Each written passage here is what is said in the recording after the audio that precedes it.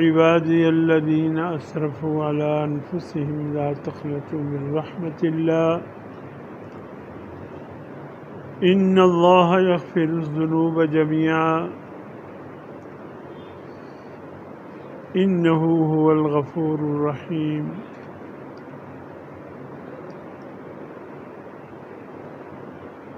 صدق اللہ العظیم. میرے محترم دوستو، یہ دین جو اللہ پاک نے ہمیں دیا ہے، یہ انسان کے فطرت سلیمہ کے مطابق ہے. اس میں کوئی ایسی بات نہیں جو ہماری طاقت سے زیادہ ہو یا ہم نہیں کر سکیں یا ہم پہ بوجھ ہو. بہت سہولتیں ہیں اس میں، بہت آسانی ہے، کوئی مشکلات نہیں. بعضی جگہ ہم لوگوں نے خود اللہ کی دین پر عمل اپنے لیے خود مشکل بنا دیا، رسومات کے ذریعے، رواجوں کے ذریعے اور خود ساختہ قسم کے فضولیات کے ذریعے. ورنہ ان چیزوں کا تعلق دین سے نہیں تھا. ایک دن حضرت عبد الرحمن ابن عوف نظر نہیں آئے، اگلے دن نظر آ گئے. حضور صلی اللہ علیہ وسلم نے قمیص کے دائیں حصے پر ان کا کوئی خاص قسم کا خوشبو محسوس کیا.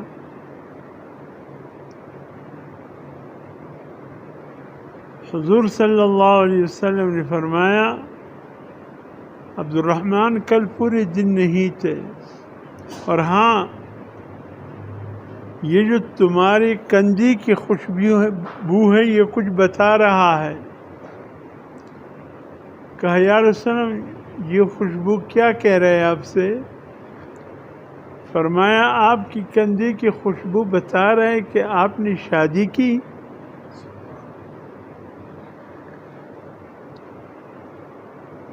حضرت عبد الرحمن بن عوف مسکرائے اور فرمایا ہاں یا رسول، کل میں نے شادی کی.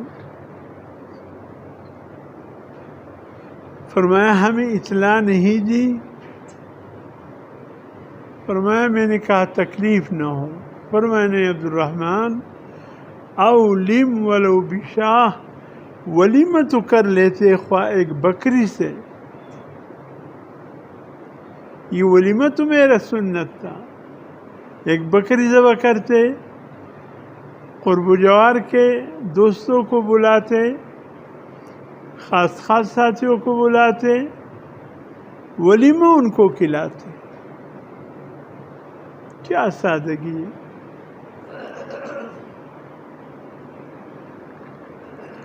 اتنی سادگی سے شادی. اب بلا حضور صلی اللہ علیہ وسلم کے ہوتے ہوئے حضور صلی اللہ علیہ وسلم کو بلانا بھول گئے؟ نہیں، بھولے نہیں. کا تکلیف نہ ہو، زحمت نہ ہو. فرمائے نہیں، ولیمہ کر لیا کرو، یہ میرا سنت ہے، اگرچہ ایک بکری ہو. اب شادی میں کیا ہے، کتنا آسانیاں ہے. ہم نے کتنے مشکل کر دیا. 3 دن 4 دن حالوں کو بک رکھو، اس میں فلاں تقریب ہوگی، اس کے بعد اس میں فلاں ہوگی، پھر فلاں ہوگی، پھر ایک اور تقریب ہوگی، اور پھر آج کل میں نے کچھ اور بھی سنا، ولیمے کے بعد جو دعوت کی جاتی ہے دلہا اور دلہن والوں کو، یہ بھی ولیمے سے کم نہیں ہوتا. ہوٹلیں بک کیے جاتے باقاعدہ. وہ جو گھر میں کچھ کھا پی کر لڑکے والے یا بلاتے یا لڑکی والے ایک دعوت ست ہے گھر میں، اپنے قریب کے رشتہ دار آ جاتے، گھر کی خواتین بھی پکا سکتی، ہم نے اس کے لیے بھی زحمت شروع کر دی، ہوٹلوں کی بکنگ شروع کر دی. اتنے خرافات کی کیا ضرورت، اتنے عیاشی کی کیا ضرورت، اتنے فضول خرچی کی کیا ضرورت. یہ تو شریعت کے احکامات میں سے نہیں ہے. اب شادی کے تقریبات کو ہم نے خود مشکل بنا دیا. اب بتائیں دین مشکل ہے یا رواج رسومات والی شادی مشکل ہے؟ علی ھذا القیاس ہمارے تمام جتنے بھی وہ جو دینی شعبوں کی کام تھے ان سب کو ہم نے رسم و رواج پر لا کر بٹھا دیا. ثواب برباد، گناہ لازم، ثواب بھی نہیں ہے اور گناہ ملے گا اس پر کہ اس چیز کو دین بنا دیا، حالانکہ اس کے دین سے کوئی تعلق ہی نہیں ہے. حضور صلی اللہ علیہ وسلم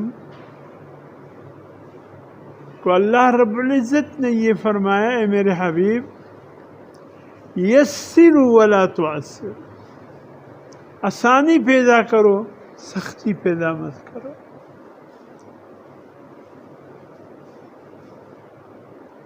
اور فرمایا یبشروا ولا تنفروا، لوگوں کو خوشخبری سناؤ، بدزن مت کرو، بدزن مت.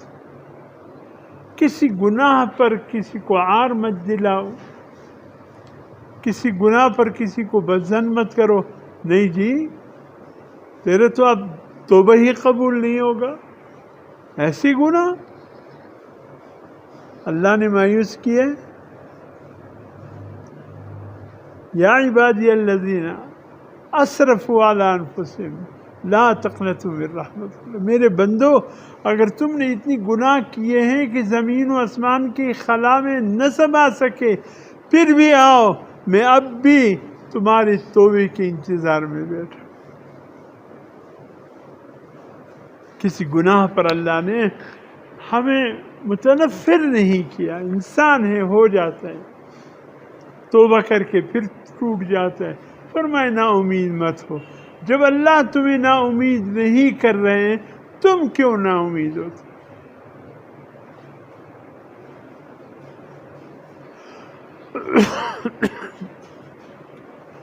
پیار سے فرمائے. اور پھر دین کے جتنے شعبے ہیں، یہودی آئے کرتے یہ بدبخت ازلی بدبخت ہے، یہ آج کے بدبخت نہیں ہے. ان کی دشمنی دین سے اور حضور صلی اللہ علیہ وسلم اور مسلمانوں سے آج کی نہیں ہے، یہ پرانی دشمنی ہے جو چلی آ رہی ہے. ان سے کوئی خیر کی امید نہ رکھو. تو کچھ یہودی حضور صلی اللہ علیہ وسلم سے ملنے کے لیے آئے. اما عائشہ دروازے کے پیچھے سے اجرت تھا، سن رہی تھی کہ کیا کہہ رہی ہے یہ. آتے ہی ان لوگوں نے غلط لفظ استعمال کیا، السلام علیکم.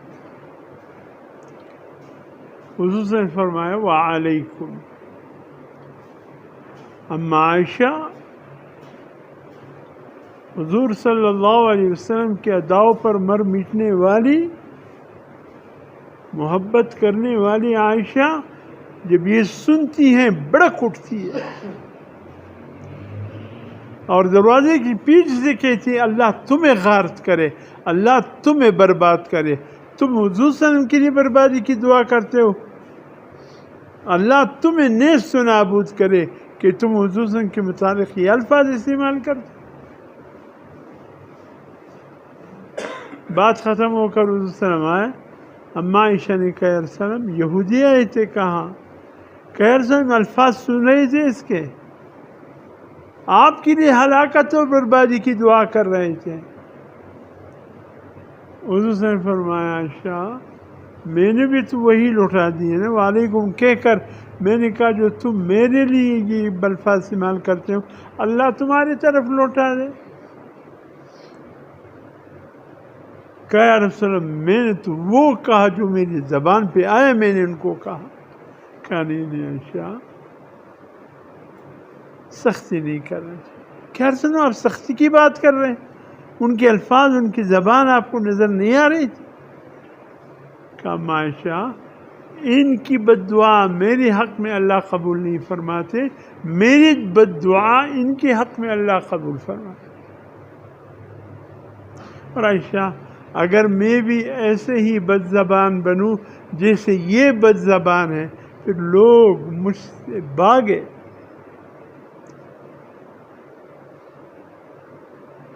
قرآن کریم کی سورۃ آل عمران میں اللہ نے کیا فرمایا؟ اے میرے حبیب اگر آپ کی زبان سخت ہوتی کوئی آپ کے قریب بھی نہ آتا.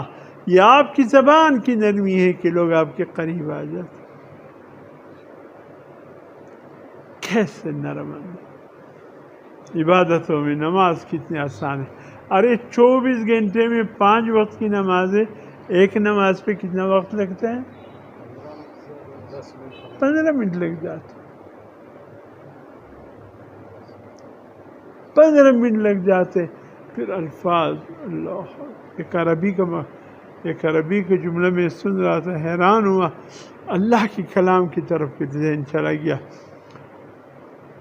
یہ غالباً مدینہ منورہ مکے کا سفر تھا یا جدہ و مدینہ کا سفر تھا.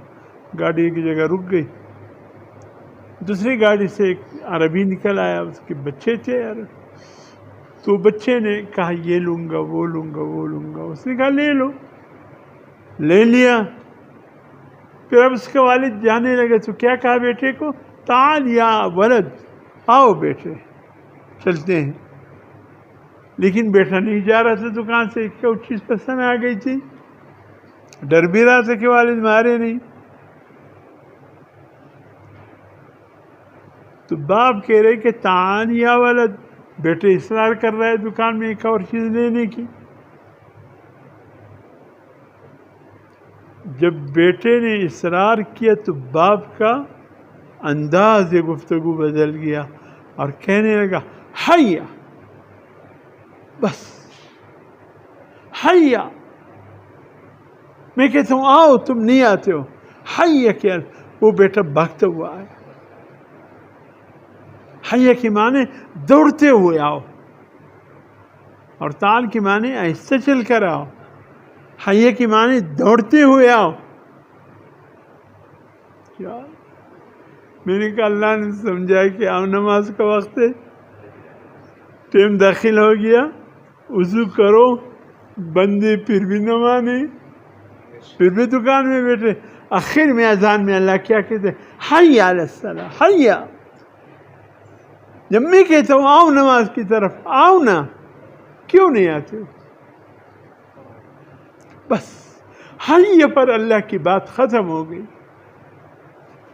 حیا علی الصلاۃ، حیا علی الفلاح. کس چیز میں کامیابی ڈھونڈ لیا؟ ارے تاجر دکان میں کامیابی، حیا علی الفلاح. کامیابی تو یہاں ہے، آؤ. حیا کا لفظ ذرا تھوڑا سا 2 لفظ ہے، لیکن اس میں محبت بھی ہے اور اس میں باپ کی شفقت کے انداز میں بیٹے کو سمجھانے بھی ہے. تو یہ 5 وقت نماز پر 1.25 گھنٹہ لگے گا، وہ بھی مشکل. اللہ فرماتے میں نے 24 گھنٹے تو فرض نہیں کیا، 24 گھنٹے میں 1.25 گھنٹہ ہے نا، وہ بھی تم پہ مشکل ہے. وَإِنَّهَا لَكَبِيرَةٌ. یہ نماز پڑھنا یقیناً مشکل کام ہے. إِلَّا عَلَى الْخَاشِعِينَ، مگر ان لوگوں پہ مشکل نہیں جو اپنے رب سے ڈرنے والے. الذین یظنون انہم ملاقو ربہم وانہم الیہ راجعون، یہ وہ لوگ ہیں اللہ سے ڈرنے والے جن کو یقین ہے کہ کل میں نے اللہ سے ملنا ہے اور لوٹ کر میں نے اسی کی طرف جانا ہے۔ وہ کیسے حی کے لفظ کو نظر انداز کر سکتے؟ آسانی، روزہ کتنا آسانی، پورے سال میں 1 مہینہ۔ یار لوگوں نے اس کے لیے لطیفے ایجاد کیے، اکثر پروزنے الناس جڑا ولی جاڑے ہوئی بیا روزے سے وہ رسکا مسوا بابا نو تو دمرا خواب ہے در روزے خدا اللہ میاشوا در رحمتون میاشوا، پورے سال میں 1 مہینہ روزہ۔ زکوٰۃ کل مال میں 2.5%، 100 روپے میں 2.5%۔ فرمائے 97.5 روپیہ تم اپنے ضروریات کے لیے رکھو۔ ایک صحابی نے مکان فروخت کیا، سونے اشرفیت تھی، سونے کے اور دینار اور درہم چاندی کے سکے ہوتے تھے، یہ کاغذوں کے روپیہ نہیں تھے۔ حضرت عمر فاروق رضی اللہ تعالیٰ کے پاس آیا، یا امیر المومنین، ایک زائد مکان تو ضرورت نہیں تھا، وہ میں نے بیچ دیا۔ فرمایا پھر؟ کہا پھر اب حیران ہوں اس پیسوں کا کیا کروں؟ فرمایا زکوٰۃ دے دی۔ ہاں امیر المومنین، زکوٰۃ 1 دینار میں نے ادا کر دی۔ فرمایا پھر ایک مٹکا لے لو، مٹکے کے اندر رکھو، اوپر جاڑیاں ڈال کر کسی جگہ پہاڑ میں یا زمین میں جو تمہیں معلوم ہے دفنا دو۔ کہا امیر المومنین یہ خزانہ نہیں ہوگا؟ والذین یکنزون الذہب، یہ خزانے میں نہیں آئے گا؟ فرمایا نہیں، جس مال کا زکوٰۃ ادا ہو جائے وہ مال خزانے میں نہیں آتا۔ خزانہ اس مال کو بولتے ہیں جس میں زکوٰۃ ادا نہ ہو۔ لوگوں کے بینک یہ ہوتے تھے، مٹکے میں ڈال کر زمین میں دبا دو، مٹکے میں ڈال کر پہاڑ کے کسی دامن میں نقشہ ساز رکھ کر دبا دو۔ ہندوؤں نے بھی جاتے جاتے جگہ جگہ اپنے خزانے خوب کہیں نہ کہیں دبا کر ابھی بھی رکھے ہیں۔ اگر یہ صحیح صاحب مسلمان بن جائے تو اللہ پاک ان خزانوں کو برکت کر دے، کوئی قرض پاکستان پر نہ رہے، لیکن یہ خود امین میں خائن ہے۔ اگر ان کو مل گیا ہما شما سب دما دم مسقل اندر، سب کچھ پیٹ کے اندر، کچھ بھی پھر کسی کے ہاتھ میں نہیں آئے۔ وہ ہمارے یہ چند سال قبل کی بات ہے، میں گیا تھا تختبائی، ایک علاقہ مردان کے قریب۔ وہاں تختبائی سے 1 کلومیٹر کے فاصلے پر ایک گاؤں ہے، ٹکر اس کو بولتے ہیں۔ تو ٹکر میں ایسے وہ پٹواری کا کام کرتے یار دوست تھے، ان کی دعوت پر میں گیا۔ پورا گاؤں پریشان حیران تھا، کوئی ہنستا نہیں تھا۔ میں نے وہ ساتھی سے کہا، میں نے کہا کیا بات ہے، آپ کے گاؤں میں کوئی غم کا واقعہ ہوا ہے؟ کہتے بہت بڑا غم ہوا ہے۔ میں نے کہا کیا ہوا؟ کہتے یہ جو ہم ٹکر گاؤں کے جتنا کچرا جہاں ڈالتے ہیں، کچرا خانہ جو تھا گاؤں کا، یہاں پر ایسے کچھ پولیس کی گاڑی آ گئی، فوج کی گاڑی آ گئی، کچھ پرانے ہندو آ گئے ہندوستان سے پورے قانون سازی کے ساتھ۔ انہوں نے یوں پیچھا ناپا، یوں کیا، وہ نہر تھا اس سے اندازہ لگاتے گئے۔